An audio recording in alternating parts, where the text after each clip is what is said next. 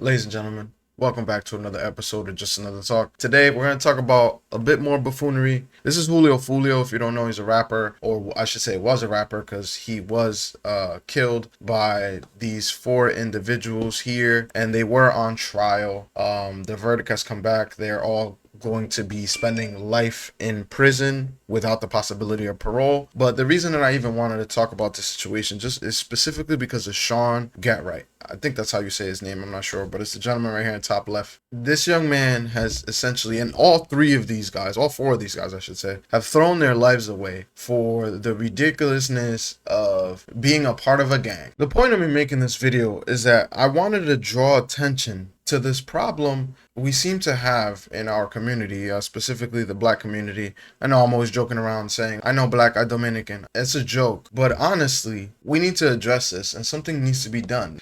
So I wanted to play this video, and this is after he's been found guilty, so before sentencing. But you know, the parents and the loved ones get to speak. What about Sean's behavior? Did you have behavior issues with him? Did he have to be punished a lot? No, Sean was Sean was such a good kid. No, he was mature. He was, so like he could be serious and really understand what he was supposed to do. Didn't mean he always did it. So remember, she's like, he was very mature. Let's go to what Sean said. Your Honor, I just thank you once again for allowing me the opportunity. I prepared just a little something. I worked kind of pretty thoughtfully on it, so I just ask that you allow your discretion for me to. Yeah, no, go ahead. Thank you. As long as it's respectful. Yes, ma'am. All right. Here we are, being sentenced for the murder of Charles Jones on the day he was killed 2 years later. Now, some may say this is just a coincidence, but I believe that nothing has been, is, or ever will be left up to chance, and that everything in this world is predestined. And there are many biblical promises of that belief holding true. Jeremiah 1:5 says, "Before you were formed in the womb, I knew you. Before you were born, I set you apart." Jeremiah 29:11 says, "I know the plans I have for you, plans for good and not for disaster." And Romans 8:28 says, "We know all things work together for good to those who love God and are called to his purpose." And there are many more just like them. God has full sovereignty over our lives.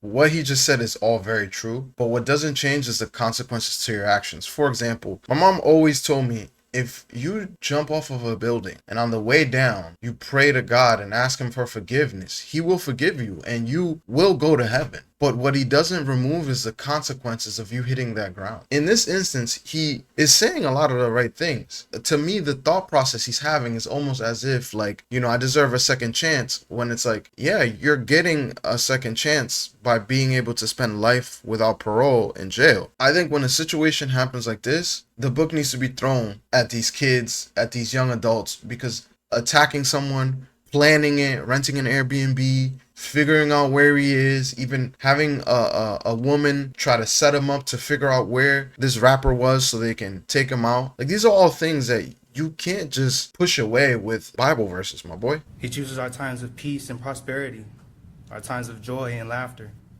But he also chooses our traumas and our tribulations, not to punish and tear us apart, but to strengthen our character and our faith.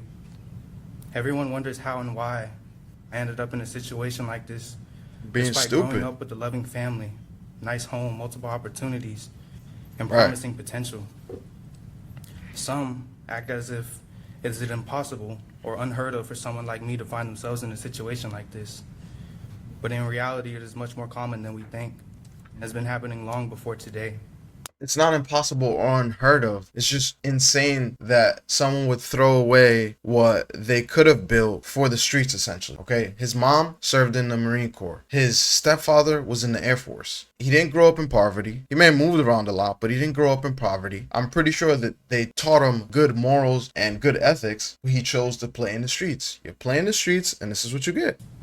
There is a parable Jesus shared with the world Right, what's called that? the prodigal son. A son Okay. who had the nice home, loving family, Right. servants. He had his every need catered to. Yet he still chose to take his inheritance and venture off to a far country where he indulged in prodigal living. He Within soon the ran law, out, though. and a famine had struck the land he was in. And while that would have been enough signs for most to turn back, his eyes still hadn't opened, and he still hadn't come to his senses. Hungry and desperate, he found a job on a farm feeding pigs. And during these times, pigs and what they were fed were deemed as the filthiest, most impure, lowest of the low, and worst of the worst. Yeah, because they But he eat was so basically hungry anything. and so blind that the food he fed the pigs looked appetizing. That's when he finally came to his senses. He realized that I even hope the you're not servants comparing back home yourself had to the enough food prodigal spare, son. Yet here he is dying of hunger amongst pigs. After this eye-opening experience, he decided to return home. He was ashamed and planned to go to his father to ask for forgiveness and to become one of his servants because he no longer felt worthy to be called his son. But when he returned, his father embraced him with love and compassion, dressed him in the finest clothes and jewels, and celebrated his son's return with a feast, exclaiming, "This son of mine was dead and has come back to life. He was lost and is now found." It is not uncommon for good young men who come from good families to get lost in this world. But discontentment often leads these good young men astray. Yo, I'm not buying it. I'm sorry. I know it's sad, but I'm not buying it, man. You threw it all away, and then you blame it on discontentment. I can't help you there, buddy. This crazy work. As sad as his story might be, he's not gonna get any sympathy from me. When scholars and historians look back on our times, I believe they will label us as the age of discontentment. And those of us who come from privileged upbringings are actually disadvantaged to the fight against it. Because of the high expectations, many opportunities and options we grow up with, we don't know what struggle looks like. Nah, bro. Nah. You don't know what struggle looks like, but as human beings, we have the ability to see ourselves or see other people's problems outside of ourselves. Therefore, you have the discernment or the ability to discern what you're doing could lead to tragedy or to loss of life, which is obviously a tragedy, but again, like I don't know. I personally I don't like where it's going, but we're gonna keep watching it just because the point of the video. But it's just excuses to me. You can't tell me that you wrote this, you put in the verses you did, you're saying the words that you're saying, right? You're not using small words, you're using above average words. So if you're smart enough to write this, you're smart enough to know right from wrong. You're smart enough to know you might get caught, even if you don't think you're gonna get caught, but you're smart enough to understand you could get caught. You chose to still act in a way that would essentially disregard those negative outcomes. And then you just so happen to catch those negative outcomes. And now you want to be like, oh, well, this is unforeseen. Nah, bro. Or how hard our parents had to work to provide these opportunities for us. We don't know what we have until it's gone. And it often happens after we go through our own eye-opening experience. Never in history has there been a time like now where there's so much available and so easy to consume, but we still demand more, and it is clearly seen in my generation. Young men and women want to grow up faster to try to keep up with the influencers that are idolized, and this is in part due to us being so susceptible. That's always been life, though. A That's study done always by the been National life. Institute of Mental Health provided evidence showing that the brain doesn't reach full maturity Oh, of until course. 26 to 27 years old for men, about 8 or 9 years older than my time during the offense. But society knows this, and that's why laws set age requirements on certain activities, amenities, and substances as a way to protect adolescent adults. Yet those same laws don't extend to an adolescent adult when they are charged with crimes and allows them to be prosecuted to the fullest extent, regardless of their age. Your Honor, it is heartbreaking that an 18-year-old can't rent a car or a hotel or buy a home, but can be sentenced to death or life in prison without the possibility of parole. Yeah, for the They can't actions they purchase committed. alcohol or tobacco, but can be sentenced to death or life in prison without the Yeah, because all those things can lead to what you did. A moment of lapse in judgment where you do something that's irreversible. possibility of parole. They can't work certain jobs or even go on a cruise without a chaperone, but can be sentenced to death without life, or life without prison, in prison without possibility of parole. Yeah, And you I'm a can prime when you do example what of you these did. circumstances. Yeah, you are a At prime 18 years example. old, with no prior convictions, I was charged, indicted, and had to face the death penalty. Yeah, you're lucky you didn't get the death penalty My too. point is, society views Anyone under the age of 21 is not being mentally mature enough to participate or partake in these activities, amenities, and substances, because certain substances listed can negatively impact or stunt the growth of a developing brain, while other activities and amenities have restrictions due to the lack of impulse and behavioral control or lack of situational awareness at times with teens. It is very simple to understand that our brains have not developed enough, that we live in a society where someone under the age of 21 can be sentenced to death or life in prison without parole. We leave no room for growth, rehabilitation. The real question is, did you think about that before you did what you did? This happened in Jacksonville, Florida, okay? And if you know anything about Florida, they don't play. They don't play when it comes to locking people up for committing crimes. They don't care if it's someone who's on vacation. They don't care if you lived here all your life. They don't care if you just moved here. They will lock your happy ass up. For redemption.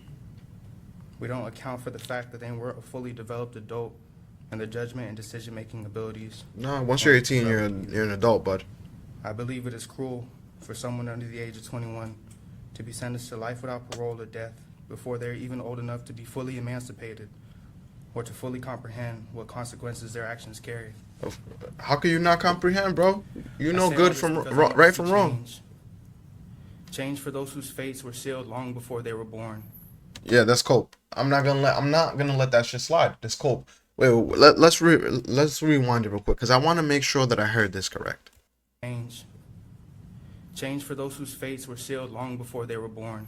Their fates were sealed long before they were born. What are you talking about? I know dudes in the hood, bro, who sold hella drugs, who are dead or in jail. And I know dudes in the hood who are outside in the streets and were able to change their lives. So that whole narrative of, oh, your fate was sealed before you were born, especially now that we live in this time where this thing right here in my hand is basically a computer, has all the information you ever need. All you have to do is a simple Google search. All you have to do is be proactive in looking things up to learn things. All you got to do, especially living in Florida and even in the United States in general, in any of the 50 states or its territories, all you got to do is want to know the information, and you will find an answer to whatever question you might have. You could build the business. You could figure out a hole in a market and plug that hole and make yourself a shit ton of money. You're gonna sit here and say that? Like, this shit is enraging. Truthfully, a lot of the problems that our community suffers with is the fact that we are unable to take accountability when we need to be accountable.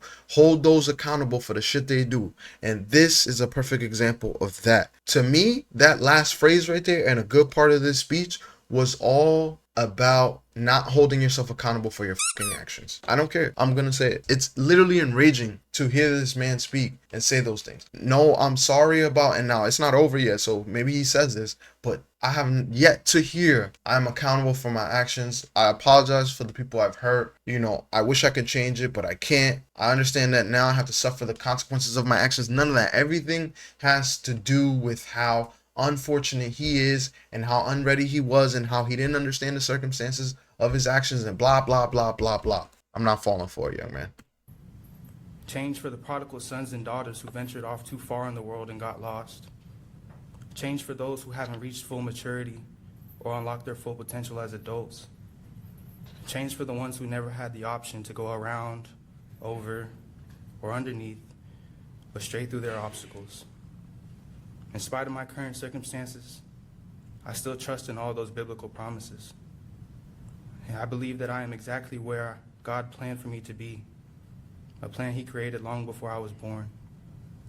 It is also my belief that this chapter of my life will propel me to a much greater purpose than what we see here today, because my journey has just begun. No, this is not what God intended for you. This is where your actions led you to. So, yeah, God is not going to forsake you, but He's not going to remove the consequences. And that's another thing that I'm not very, religious person. I grew up as a Christian. My mom was a Christian. Most of my family are Christian. And I grew up studying the Bible. And I know a decent amount of the Bible. And I think I get a lot of my morals from what I learned as a young man. This idea that there is a plan for your life, and this is the plan that God has, which is, for you to have killed somebody and then end up in prison, I don't agree with. I disagree with completely. I don't think so. It's not. That doesn't sound like a plan that God would create. Now, again, I'm not the most religious. Maybe correct me in the comments. Maybe I'm wrong. Maybe God does make plans like this. No, but God allows you to have free will, and that free will is what got you in this predicament. And now you could still be used as a vessel to help other folks that are going to be around you for sure, 100%. But I don't believe that this is a plan that God had for you. Let's cope. More cope. Listen, to the young folks out there, the young brothers, the young men, regardless of your skin color, if you're outside playing in the streets, playing with guns, there's only two things that can lead to: one, jail, or two, death. Period. I'd love to hear your thoughts and your comments on what happened to this young man and the whole case. Make sure you like, share, subscribe, and until next time.